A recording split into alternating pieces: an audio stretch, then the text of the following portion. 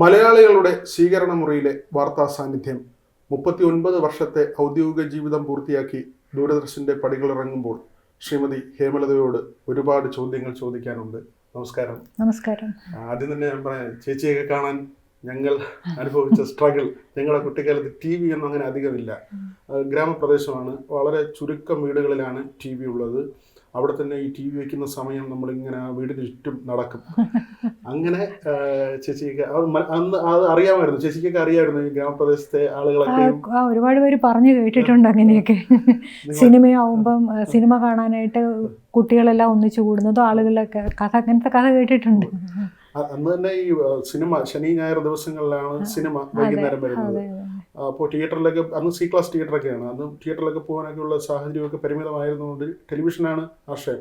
അന്ന് 7 മണിയൊക്കെ ആകുമ്പോഴത്തേക്ക് വാർത്ത തുടങ്ങുമ്പോൾ അന്ന് ക്ലോക്ക് അല്ല, ഘടികാരമാണ് ഈ TV ഒക്കെ ഉള്ള സ്ഥലത്ത്. അപ്പോൾ അതിങ്ങനെ ബെല്ലടിക്കുമ്പോൾ നമുക്കറിയാം ഇപ്പോൾ വാർത്ത വരാറുണ്ടെന്ന്. അന്ന് ക്യാമറ എങ്ങനെയായിരുന്നു? പ്രോംപ്റ്റർ ആയിരുന്നോ അതോ വേറെ ഏതെങ്കിലും ടെക്നോളജി ആയിരുന്നോ വായിച്ചിരുന്നത്? ഇല്ല, ആ സമയത്ത് വേറെ ടെക്നോളജി ഒന്നുമില്ല. ഞങ്ങൾ ക്യാമറയുടെ മുമ്പിൽ, അതായത് ഞങ്ങളുടെ ന്യൂസിൻ്റെ സ്ക്രിപ്റ്റ് എന്ന് പറയുന്നത് പഴയ ടൈപ്പ് റൈറ്ററിൽ ഞങ്ങൾ ടൈപ്പ് ചെയ്തെടുത്ത് ആ സ്ക്രിപ്റ്റും കൊണ്ട് സ്റ്റുഡിയോയിൽ പോകുന്നു. അപ്പം ഞങ്ങൾ ഈ പേപ്പറിൽ നോക്കും, ക്യാമറ ഫേസ് ചെയ്യും, പേപ്പറിൽ നോക്കുക, വായിക്കുക, അങ്ങനെയാണ്. അതാണ് നമ്മൾ കുറച്ച് ലെങ്തിൽ വായിച്ചിട്ട് പിന്നെ മുമ്പിൽ കാണാൻ ഒരു മാർഗ്ഗം ഇല്ലായിരുന്നു. ഞങ്ങൾ ഇത് നോക്കിയാണ് വായിച്ചുകൊണ്ടിരുന്നത്. അതെ, അത് നമുക്ക് ഈ അന്തർദേശീയ വാർത്തകളും ദേശീയ വാർത്തകളും പല പല പേരുകളും ഒക്കെ വരും, രാഷ്ട്ര തലവന്മാരുടെ പേരൊക്കെ. അപ്പൊ അത് തെറ്റിപ്പോകാതെ അത് തെറ്റിപ്പോകുന്നതിനെക്കാട്ടിലും നമുക്കുള്ളത് എന്ന് വെച്ചാൽ, നമ്മൾ 2-3 ലൈൻ വായിച്ചു, തല നോക്കി, ക്യാമറ നോക്കി, തിരിച്ചു വരും നമ്മൾ ഈ ലൈനിൽ തന്നെ വരണം. അതൊരു ഒരു അഭ്യാസമായിരുന്നു ഞങ്ങൾക്ക്. കാരണം ചിലപ്പോൾ നമ്മൾ തിരിച്ചു വരും, നമ്മൾ പോയ ലൈനിൽ പെട്ടെന്ന് നമുക്ക് കിട്ടിയെന്ന് വരില്ല. അതെ അതെ അതെ അതെ അതെ അതെ അപ്പോൾ അതൊക്കെ ഇങ്ങനെ നമ്മുടെ എന്താ പറയുക, ചെയ്ത് നമ്മൾ അതിനോട് യൂസ്ഡ് ആയി എന്നുള്ളതാണ്. കാരണം ഞങ്ങൾക്ക് ആദ്യം കുറച്ചൊരു ട്രെയിനിങ് ഒക്കെ ഉണ്ടായിരുന്നു തുടങ്ങിക്കഴിഞ്ഞിട്ട്. അപ്പം ആ സമയത്ത് തന്നെ ഒരുപാട് ഞങ്ങൾ 1 മാസത്തോളം ഒത്തിരി അപ്പോൾ വായിച്ച് എന്നിട്ടാണ് ശരിക്കുള്ള ട്രാൻസ്മിഷൻ ലൈവ് തുടങ്ങുന്നത്. അപ്പം അതുകൊണ്ട് അതിൻ്റെ ഒരു ശീലം ഉണ്ടായിരുന്നു. എന്നാലും അതൊരു അഭ്യാസമായിരുന്നു. ടൈപ്പ് റൈറ്റിംഗിൽ പ്രിന്റ് എടുത്ത് വരുമ്പോൾ അത് എത്ര സമയം മുമ്പ് കിട്ടും? നമ്മുടെ ഈ വായിക്കുന്നതിന് എത്ര സമയം നമുക്ക് വായിച്ച് പഠിക്കാനുള്ള ഒരു സമയം കിട്ടും? ടൈമിംഗ് എന്ന് വെച്ചാൽ ഇത് ദൂരദർശൻ ഇവിടെ തുടങ്ങുന്ന സമയത്ത് ശരിക്കും തിരുവനന്തപുരം ദൂരദർശൻ ഏതാണ്ട് 1 മണിക്കൂർ മറ്റേ നമുക്കൊരു ടൈമുള്ളൂ. അപ്പോൾ അതിലാകെ ഒരു 10 മിനിറ്റിൻ്റെ ന്യൂസ്, ബാക്കി മുഴുവൻ ഡൽഹിയിൽ നിന്നാണ് വരുന്നത്. അപ്പോൾ ഈ 10 മിനിറ്റിൻ്റെ ന്യൂസ് ഞങ്ങളൊക്കെ ഉച്ചയ്ക്ക് 1 മണി ആകുമ്പോഴത്തേക്കും അവിടെ ചെല്ലും. അപ്പോൾ അതുകൊണ്ട് നമ്മൾക്ക് ഏതാണ്ട് നമ്മളത് കുറേ വായിച്ച്, എന്നാലും പക്ഷേ ഈ ഞാനൊക്കെ പഠിച്ചത് പഴയ ലിപിയാണ്. അപ്പോൾ ഈ പുതിയ ലിപിയിൽ ടൈപ്പ് ചെയ്ത് വരുന്നത് കുറച്ച് പ്രയാസമാണ് വായിക്കാൻ. മറ്റേ ഇന്ത്യന്നൊക്കെ പറഞ്ഞ് ഇൻറാന്നൊക്കെ വരുമ്പോഴത്തേക്ക് അപ്പോൾ അത് ചിലത് അങ്ങനെ തീരെ ഇതുള്ളത് അവസാനം കൈ കൊണ്ട് എഴുതി വെക്കും. ഞങ്ങൾക്ക് അറിയാവുന്ന ലിപിയിൽ കൈ കൊണ്ട് എഴുതി വെക്കും. അങ്ങനെ അപ്പം അത് കുറച്ച് പ്രയാസമായിരുന്നു. പിന്നെ അതങ്ങ് ചെയ്ത് ശീലിച്ചു. അതെ, ഇത് ലൈവാണോ അതോ റെക്കോർഡ് ചെയ്തിട്ട്? ലൈവാണ്. ദൂരദർശൻ റെക്കോർഡഡ് ന്യൂസ് കൊടുത്തിട്ടേ ഇല്ല. ഈ 39 വർഷവും ലൈവ് മാത്രമേ ഉള്ളൂ. അതെ, 85 ജനുവരി 2 തൊട്ട് ലൈവാണ്. അന്നേരം നമ്മൾ ശ്രദ്ധിച്ചിട്ടുണ്ട്, വാർത്ത വായിക്കുന്ന ആളിന് ശബ്ദം ഒന്ന് ഇടറിയാൽ അവർ ക്ഷമിക്കണം എന്ന് പറഞ്ഞിട്ട് ഇപ്പൊ പിന്നെ അങ്ങനെ അതെ അതെ അല്ല, എനിക്കത് ഒരു പ്രാവശ്യം പറ്റിയിട്ടുണ്ട്. കാരണം ചുമ വന്നിട്ട് അവസാനം എനിക്ക് റിപ്പീറ്റ് ഹെഡ്ലൈൻ വായിക്കാൻ പറ്റാത്തൊരവസ്ഥയായിപ്പോയി. അത്രയ്ക്ക് തോണ്ട. അപ്പം അതിനിടയിൽ ഫ്ലോർ മാനേജർ വെള്ളമൊക്കെ തന്നു. വെള്ളം കുടിച്ചിട്ടും വായിക്കാൻ പറ്റാത്തൊരു ഇതൊക്കെ വന്നിട്ടുണ്ട്. സ്ക്രീനിൽ ഓണയർ ഉണ്ടായിരുന്നു. പിന്നെ ഞാൻ ഒന്നും ഉണ്ടായിരുന്നു. അവസാനം അവർ പിന്നെ അങ്ങ് റോൾ ചെയ്തത് കൊണ്ട് ഞാൻ വായിക്കാതെ ഹെഡ്ലൈൻ വെറുതെ അങ്ങ് പോയി. വിഷ്വൽ മാത്രം അങ്ങ് പോയി. കാരണം ഒട്ടും വായിക്കാൻ പറ്റാത്തൊരവസ്ഥയിൽ. കാരണം അപ്പോൾ ലൈവ് ആകുമ്പോൾ നമുക്കൊന്നും ചെയ്യാൻ പറ്റില്ലല്ലോ. ഈ 39 വർഷം മുമ്പ് അന്നത്തെ ഒരു മീഡിയയാണ്. ഇന്നത്തെ മീഡിയയോ സോഷ്യൽ മീഡിയയോ നമ്മുടെ വിരൽത്തുമ്പിൽ വാർത്തകൾ കിട്ടുന്ന കാലമോ ഒന്നുമല്ല. ഈ ഒരു സ്റ്റുഡിയോയിലോട്ട് വരുമ്പോൾ, ഒരു ക്യാമറയെ ഫേസ് ചെയ്യുമ്പോൾ അന്ന് ഒരു എന്തൊക്കെയാണ്? ആശങ്കയാണോ, സന്തോഷമാണോ, എന്തൊക്കെയായിരുന്നു? എന്താ പറയുക, എനിക്കറിയില്ല. ഇപ്പം ആലോചിക്കുമ്പോൾ ചിലപ്പോൾ ഒരുപക്ഷെ ഒരു ബ്ലാങ്ക് ആയിരുന്നിക്കാം എന്നാണ് എൻ്റെ ആദ്യത്തെ ബുള്ളറ്റ്. പക്ഷേ കഴിഞ്ഞ ഒന്ന് പ്രൊഡ്യൂസർ ചാമിയാർ സാറായിരുന്നു, ടി ചാമിയാർ. അപ്പോൾ ചാമിയാർ സാർ വന്നിട്ട് പറഞ്ഞു, ഇപ്പോൾ വളരെ കോൺഫിഡൻ്റ് ആയിട്ട് വായിച്ചല്ലോ എന്നൊക്കെ പറഞ്ഞു. അപ്പം എന്ന് വെച്ചാൽ ഞങ്ങളുടെ അടുത്ത് പറഞ്ഞിരുന്നു, ഒരുപാട് പേര് കാണുകയാണെന്നുള്ളൊരു ചിന്ത മനസ്സിൽ വേണ്ട. അപ്പം ഫ്ലോറിലുള്ള 2 പേര് അവർ മാത്രമേ ഉള്ളൂ. അപ്പം അതുകൊണ്ട് ടെൻഷനൊന്നും ഇല്ലായിരുന്നു. പക്ഷേ എനിക്കറിയില്ല, ഒരു ബ്ലാങ്ക് ആയിരുന്നോ എന്നാണ് ഇപ്പം ആലോചിക്കുമ്പോൾ എനിക്ക് തോന്നുന്നത്. കാരണം എന്താണ് വായിച്ചതെന്ന് എനിക്ക് ഓരോ ഓർമ്മയില്ല ആദ്യത്തെ ബുള്ളറ്റിൻ. ജേർണലിസം കഴിഞ്ഞാണോ വരുന്നത്? അല്ല, ഞാൻ എന്ന് വെച്ചാൽ ന്യൂസ് റീഡറായിട്ട് ഞങ്ങൾക്ക് ജേർണലിസം വേണ്ടായിരുന്നു. ഞാൻ ഡിഗ്രി പഠിച്ചത് മാത്സ് ആണ്. അപ്പോൾ അത് കഴിഞ്ഞിട്ടാണ് ഞാൻ MA ഫിലോസഫിക്ക് ചേർന്നു. ഫസ്റ്റ് ഇയർ നടക്കുമ്പോഴാണ് ഇങ്ങനെ ഇവിടെ വിളിച്ചിട്ട് ഞാൻ പോകുന്നത്. അതുകൊണ്ട് ഞങ്ങൾക്ക് ജേർണലിസം ആവശ്യമില്ലായിരുന്നു.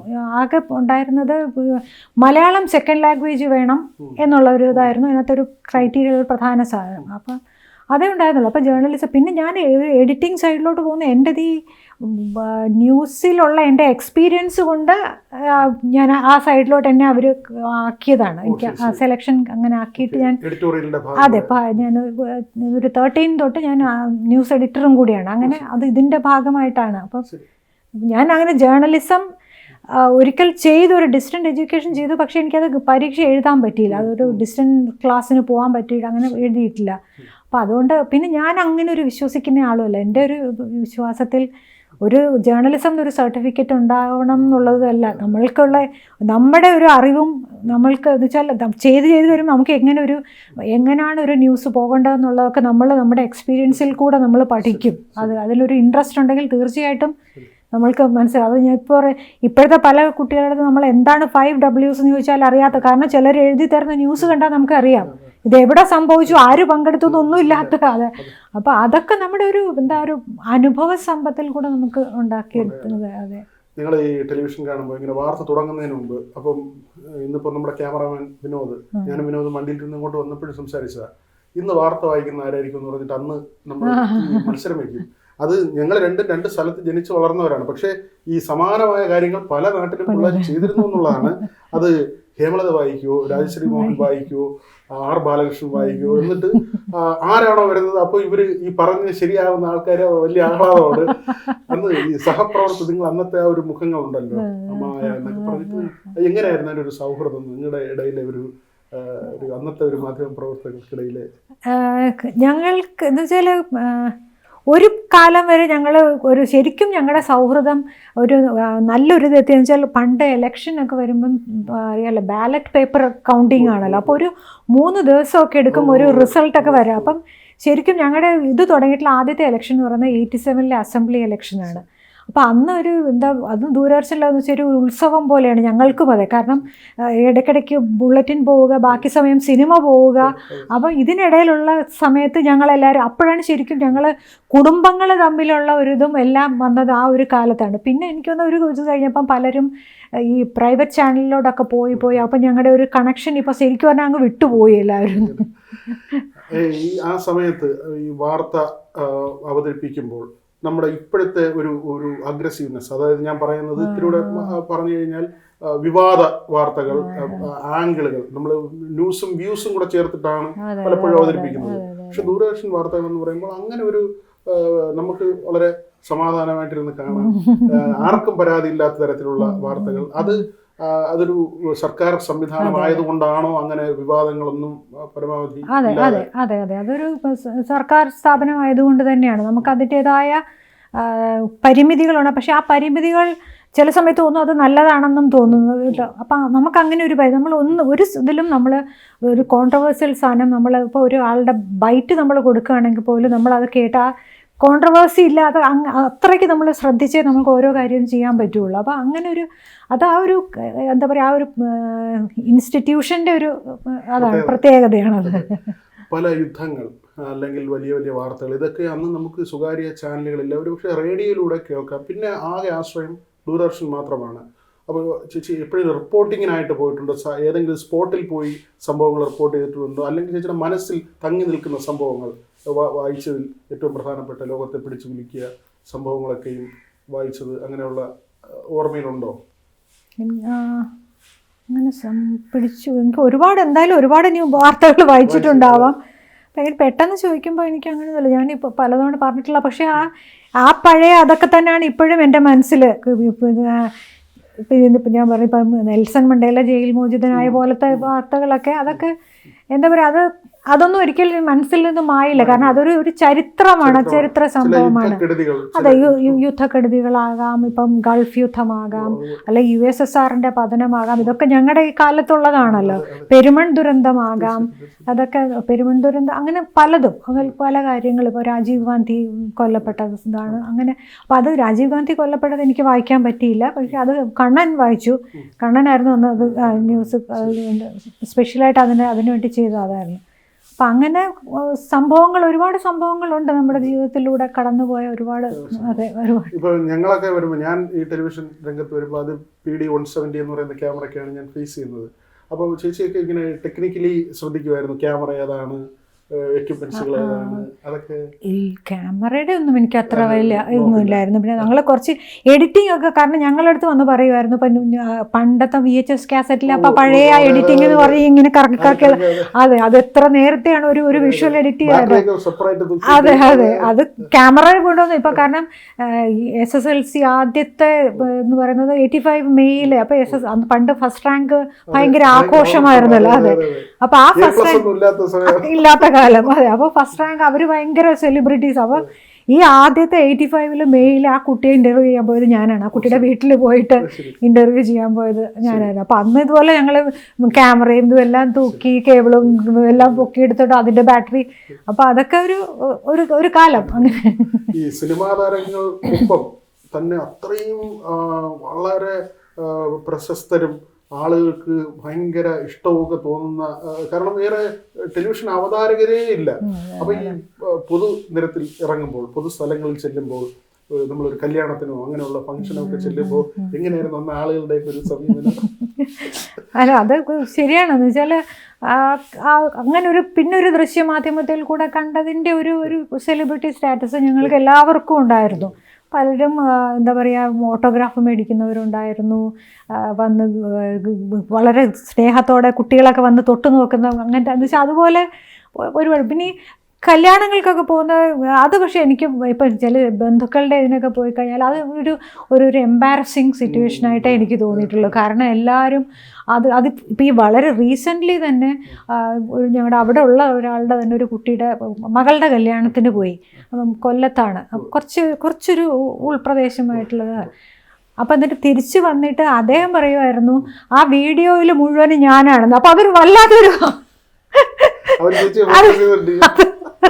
അത് കുറേ, അപ്പം ഇങ്ങനെ ഒരുപാട് ഫോട്ടോസും ഒക്കെ എടുക്കുന്നുണ്ട്.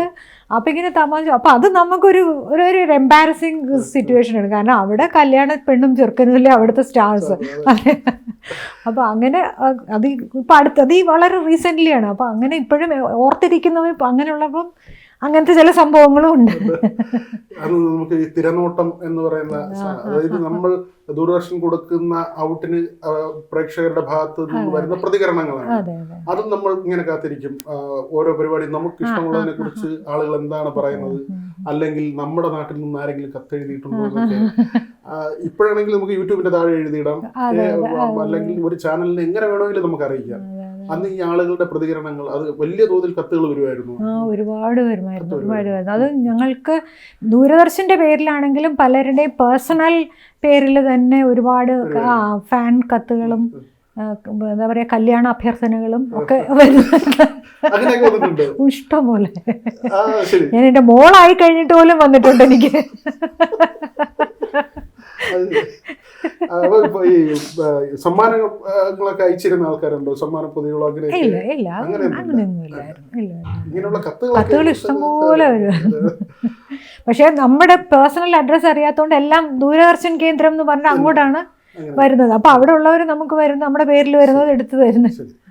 ഇത് നമ്മൾ ബ്ലാക്ക് ആൻഡ് വൈറ്റിൽ നിന്ന് കളറിലേക്ക് ചേഞ്ച് ചെയ്യുന്ന ആ ഒരു ട്രാൻസ്ഫോർമേഷൻ, അത് ആ സമയത്ത് ചേച്ചി, കാരണം കൂടുതലും അന്ന് ബ്ലാക്ക് ആൻഡ് വൈറ്റ് ടിവികളാണ് സാധാരണക്കാരുടെ വീടുകളിൽ ഉണ്ടായിരുന്നത്. കളർ ടി വി വളരെ ചുരുക്കമാണ്.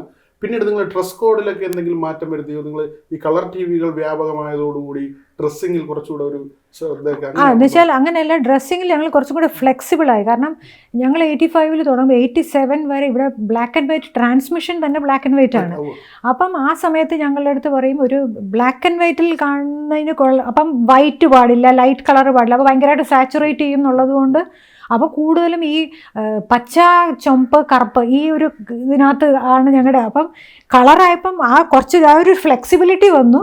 പക്ഷെ ഞങ്ങൾക്ക് ഡ്രസ് കോഡുണ്ട്. അത് ഞങ്ങൾ വളരെ ഒരു എന്താ പറയുക, ഒരു സട്ടിലായിട്ടുള്ള ഡ്രസ്സുകളെ പാടുള്ളൂ.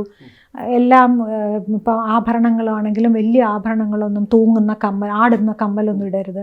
വളരെ ഇപ്പോൾ മുത്തുമാല അതൊന്നും. അപ്പോൾ ഞങ്ങളുടെ ആദ്യത്തെ ഡയറക്ടർ എന്നൊക്കെ കുഞ്ഞികൃഷ്ണൻ സാർ. അപ്പോൾ സാർ അങ്ങനെ വളരെ ഇത് പറഞ്ഞത് അങ്ങനെയല്ലോ, അതൊന്നും പാടില്ല എന്നുള്ളതാണ്. കാരണം ഒരു ഇങ്ങനെ സാർ പറയുന്ന ഈ കമ്മലൊക്കെ ഇട്ട് ആട്ടിയാൽ ഒരു ഡിസ്ട്രാക്ഷനാണ്, ആളുകൾക്ക് ന്യൂസിൽ നിന്നും മാറും എന്നുള്ള. അതെ, അതുകൊണ്ട് ഈ ഓവർ വേഷവും വേണ്ട. അപ്പം ശരിക്കും പറഞ്ഞാൽ ഇപ്പോഴാണ് എല്ലാവരും ഭയങ്കര അതിനെ ഒരു ഭയങ്കര ഗ്ലാമറസ് ഉള്ള ഒരു ഇതാക്കി മാറ്റിയിരിക്കുകയുള്ളൂ. ഇപ്പോഴത്തെ എല്ലാവരുടെയും ഒരു ജേർണലിസം ചെയ്യുന്നതിൻ്റെ ചിന്ത തന്നെ അതിനാണല്ലോ, ഒരു ചാനലിൽ കയറുക, അതെ അവിടെ. അപ്പം മറ്റേത് അങ്ങനെയല്ല. ഇതിപ്പം നിങ്ങളുടെ ഒരു ഡ്യൂട്ടിയാണ് ജനങ്ങളിൽ ഇത് എത്തിക്കുക എന്നുള്ളത്. അതാണ് നിങ്ങളുടെ ഡ്യൂട്ടി. അപ്പം നിങ്ങളുടെ വേഷവും ഇതും അല്ല എന്നുള്ളതാണ് സാറ് ഞങ്ങളെ. അപ്പം ഞങ്ങൾ ആ ഒരു സ്കൂൾ ഓഫ് ട്രെയിനിങ്ങിൽ കഴിഞ്ഞ് വന്നവരാണ്. അതുപോലെ ഇപ്പോൾ നമുക്കിപ്പോൾ ഒരു സ്റ്റുഡിയോയിൽ ഒരാളിന് എന്തെങ്കിലും ഒരു ആരോഗ്യ പ്രശ്നമോ അല്ലെങ്കിൽ യാത്ര ചെയ്തെത്താൻ ഒരു തിരക്കിൽപ്പെട്ടുപോയി, ഒരു റീപ്ലേസ്മെന്റ് ഉണ്ട്. പെട്ടെന്ന് മറ്റൊരാളിനെ കയറ്റി വായിക്കുക, അങ്ങനെ 1, 2, 3 പേര് അങ്ങനെ റീപ്ലേസ് ചെയ്യാൻ പറ്റും. നിങ്ങളുടെ സമയത്ത് അങ്ങനെ ഒരുപക്ഷെ എത്തിച്ചേർന്നില്ല, കൃത്യമായിട്ട് റീഡിങ്ങിന് എത്താൻ പറ്റിയില്ലെങ്കിൽ അവിടെ സബ്സ്റ്റിറ്റ്യൂട്ട് ചെയ്യാൻ ഉണ്ടായിരുന്നു. കാരണം ഞങ്ങൾക്ക് ഒന്നാമത് ഇത് ആദ്യത്തെ ഒരു ഇതാണല്ലോ. അപ്പം ആർക്കാണ് എപ്പോഴാണ് ടെൻഷൻ വരുന്നത്, അതുകൊണ്ട് ഞങ്ങൾക്കൊരു സ്റ്റാൻഡ് ബൈ ആൾ എല്ലാ തവണയും. ഇപ്പോൾ ഒരാളുടെ ഡ്യൂട്ടി ആണെങ്കിൽ ഞങ്ങൾ ഒരു സ്റ്റാൻഡ് ബൈ ആൾ എന്തായാലും ഉണ്ടാവും. അങ്ങനെ തന്നെയായിരുന്നു. അതുപോലെ ഇപ്പോൾ ഒരു സ്വകാര്യ ചാനലിന്റെ കാലം തുടങ്ങുന്ന സമയം, അതായത് ദൂരദർശനന്റെ ഏറ്റവും പീക്കിൽ നിൽക്കുന്ന സമയത്താണ് സ്വകാര്യ ചാനലുകൾ വരുന്നത്. അപ്പോൾ നിങ്ങൾ എങ്ങനെയാണ് വിലയിരുത്തിയത്? ദൂരദർശന് എന്തെങ്കിലും ഒരു സെറ്റ് ബാക്ക് ഉണ്ടാകുമെന്നോ, അല്ലെങ്കിൽ ഈ സ്വകാര്യ ചാനലുകൾ വരുമ്പോൾ നല്ലതാവുമെന്നോ ചീത്തയാവുമെന്നോ, അങ്ങനെ എന്തെങ്കിലും ഒരു വിലയിരുത്തലൊക്കെ അന്ന് നിങ്ങൾ സഹപ്രവർത്തകർക്കിടയിൽ ഉണ്ടായിരുന്നോ ദൂരദർശനുമായി? അല്ല, എന്ന് വെച്ചാൽ അത് നമ്മൾക്ക് അതിൻ്റെ ഒരു പ്രൈവറ്റ് ചാനലിൻ്റെ ഇഫക്റ്റ് നമ്മൾ അറിയണമെങ്കിൽ ശരിക്കും ഒരു 4-5 വർഷമെങ്കിലും പോയി. അപ്പം ഇപ്പോൾ ഏഷ്യാനെറ്റൊക്കെ വന്ന് അവർ കുറച്ച് ആയിക്കോ, പിന്നെയല്ലേ ഓരോരുത്തർ വരുന്നത്. അപ്പം ആ സമയത്ത് ശരിക്കും ഞങ്ങൾക്ക് അങ്ങനെ ഒരു ചിന്ത വരേണ്ട കാര്യമില്ലായിരുന്നു എന്നാണ് എനിക്ക് തോന്നുന്നത്. അത് ആ സമയത്തും എല്ലാം ദൂരദർശൻ എന്താ പറയുക, ദൂരദർശൻ ഒരു പീക്കിൽ തന്നെയാണ് നിന്ന്. പിന്നെ ഒരു എന്താ പറയുക, ഒരു തിരമാല പോലുള്ള ഒരു ബാഹുല്യം വന്നപ്പോഴാണ് പിന്നെ ഒരു ഗവൺമെൻറ് സെറ്റപ്പിൽ. കാരണം ഒരുപാട് പേര് റിട്ടയർ ചെയ്ത് പോയി. ഇപ്പോൾ ഇവിടെ ഇപ്പം പുതിയ റിക്രൂട്ട്മെൻറ്റ് വളരെ കുറവാണ്. അപ്പം അങ്ങനെ വന്നപ്പോൾ ഈ പ്രോഗ്രാംസ് ഒക്കെ കുറഞ്ഞു വന്നപ്പോഴാണ് ശരിക്കും അല്ലെങ്കിൽ ദൂരദർശൻ്റെ അത്രയും റിച്ചായിട്ട് ഇത്രയും ഡോക്യുമെൻ്ററീസും ഷോർട്ട് ഫിലിംസും ഒക്കെ ഉള്ള ഒരു അതെ അങ്ങനെ ഒരു ചാനലും ഇല്ല. അപ്പം ആ സമയത്ത് നമുക്ക് അങ്ങനെ ഒരു ചിന്ത വരേണ്ട കാര്യമേ ഇല്ല. നമുക്ക് പിടിച്ചു നിൽക്കാൻ പറ്റും എന്നുള്ളൊരു ഇത് തന്നെയാണ്. പിന്നെ ഇപ്പം അതാണ് ഒരു പ്രോഗ്രാംസും എല്ലാം കുറഞ്ഞു വന്നു, ഒരു എന്താ പറയുക മാൻ പവർ ഒക്കെ കുറഞ്ഞു വന്നതിൻ്റെ ഒരു അങ്ങനെയാണ് ഇപ്പോൾ ഏതാണ്ട് ന്യൂസ് മാത്രം എന്നുള്ള ഒരു അവസ്ഥയിലേക്ക് പലരും സ്വകാര്യ ചാനലുകളിലേക്കൊക്കെ ഷിഫ്റ്റായി. ചേച്ചി എന്തുകൊണ്ടാണ് അങ്ങനെ ഒരു നടത്താത്ത? ദൂരദർശൻ തന്നെ ഓഫറുകളൊക്കെ വന്നിരുന്നു, പക്ഷെ എനിക്ക് ദൂരദർശൻ വിട്ടുപോകാൻ തോന്നിയില്ല. കാരണം എൻ്റെ ഒരു അഭിപ്രായത്തിൽ ആരാണ് ഹേമലത എന്ന് ജനങ്ങളിൽ എത്തിച്ചത് ദൂരദർശനാണ്. അതെ, അതായത് ഞാൻ ദൂരദർശനിലെ ആളായിട്ട് തന്നെ. അപ്പം അതിൽ നിന്ന് മാറണം എന്ന് എനിക്ക് തോന്നിയില്ല. അപ്പം ഞാൻ അങ്ങനെ എനിക്ക് ഓഫർ വന്നപ്പോൾ ഞാൻ വളരെ വിനയപൂർവ്വം അങ്ങ് നിരസിച്ചു എന്നേ ഉള്ളൂ. എനിക്ക് തോന്നിയില്ല. കാരണം ഇതാണ് എൻ്റെ മദർ ഓർഗനൈസേഷൻ. ഞാൻ ഇവിടെ തന്നെ, അപ്പം എത്രയായാലും ഞാൻ ഇവിടെ നിൽക്കുകയുള്ളൂ എന്നുള്ളത്. അതുകൊണ്ടാണ് എനിക്ക്. കുടുംബം എങ്ങനെയാണ്? എവിടെയാണ് ജനിച്ചത്? പഠനം, വിവാഹം? ഞാൻ അതായത് എൻ്റെ അച്ഛൻ ഇലക്ട്രിസിറ്റി ബോർഡിലായിരുന്നു. അപ്പം അച്ഛൻ്റെ ട്രാൻസ്ഫർ അനുസരിച്ചാണ്. അപ്പം ശരിക്കും പറഞ്ഞാൽ ഞാൻ ജനിച്ചത് തിരുവനന്തപുരം. അന്ന് അച്ഛന് തിരുവനന്തപുരത്ത് ഉണ്ടായിരുന്നതുകൊണ്ട് ജനിച്ചു. പക്ഷേ അത് കഴിഞ്ഞ ഉടനെ ഞങ്ങൾ കോഴിക്കോട് പോയി. അപ്പോൾ ഞങ്ങൾ ഇങ്ങനെ കേരളം മുഴുവൻ, മൂന്നാർ, കോട്ടയം അങ്ങനെ ഇങ്ങനെ കറങ്ങി അവസാനം അച്ഛൻ ചീഫ് എഞ്ചിനീയർ ആയി കഴിഞ്ഞപ്പോൾ അന്ന് ചീഫ് എഞ്ചിനീയർ ഓഫീസ് തിരുവനന്തപുരത്ത് മാത്രമേ ഉള്ളൂ. പിന്നാണ് കോഴിക്കോട്. അപ്പം പിന്നെ ഞങ്ങൾക്ക് ഇവിടുന്ന് ട്രാൻസ്ഫർ ഉണ്ടാവില്ല എന്ന് ഉറപ്പായപ്പോഴാണ് അച്ഛൻ ഇവിടെ അങ്ങ് സെറ്റിൽ ചെയ്തത്. അപ്പം ശരിക്കും പറഞ്ഞാൽ അങ്ങനെയാണ് കേരളം മുഴുവൻ ഓടി നടന്ന് വളർന്നതാണ്.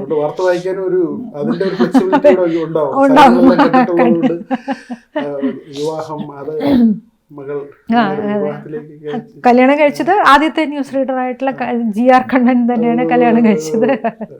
അത് ഞങ്ങളുടെ അത് പക്ഷേ അത് ശരിക്കും ഇപ്പോഴത്തെ ഒരു ജനറേഷൻ്റെ പ്രണയമൊന്നും അങ്ങനത്തെ ആ ഒരു രീതിയൊന്നുമല്ല. ഇങ്ങനെ ഞങ്ങൾ ഞങ്ങൾക്ക് തനിയെ മനസ്സിലായി ഞങ്ങൾക്ക് ഇഷ്ടമാണെന്നുള്ളത്. അങ്ങനെ ഞങ്ങൾ വീട്ടിൽ സംസാരിച്ചു. ഞങ്ങൾ ഗുരുവായൂർ കല്യാണം കഴിച്ചു. ഞങ്ങൾക്കൊരു മകള് പൂർണിമ എന്ന് പറഞ്ഞിട്ട്, പൂർണിമ മോള് ഒരു RJ ആയിരുന്നു റേഡിയോ മാംഗോയിൽ മനോരമയുടെ. ഇപ്പം കുറച്ച് ബിയുടെ റിസൈൻ ചെയ്തു. ആൾ കുറച്ചും കൂടെ ഒരു കാരണം കുറച്ച് ഒരു ചെറിയ ബോറടിച്ച് തുടങ്ങിയെന്ന് തോന്നിയപ്പോൾ വിട്ടു. ഇപ്പം നോക്കിക്കൊണ്ടിരിക്കുകയാണ് വേറെ ജോലിയായിട്ട്. ഏതായിരുന്നാലും ദൂരദർശൻ്റെ പടിയിറങ്ങിയെങ്കിലും ഈ തൊഴിൽ പരമായ ജീവിതം അവസാനിപ്പിക്കേണ്ടതില്ല. കാരണം ചേച്ചിയെ പോലുള്ളവരുടെ സേവനം ഇനിയും പ്രത്യേകിച്ച് മാധ്യമരംഗത്ത് അതുണ്ടാവണം. അങ്ങനെയുള്ള അവസരങ്ങൾ ഉണ്ടാകട്ടെ എന്ന് ആശംസിക്കുന്നു. നന്ദി. Thank you. സി വിനോദിനൊപ്പം VV വിനോദ്, News 18 തിരുവനന്തപുരം.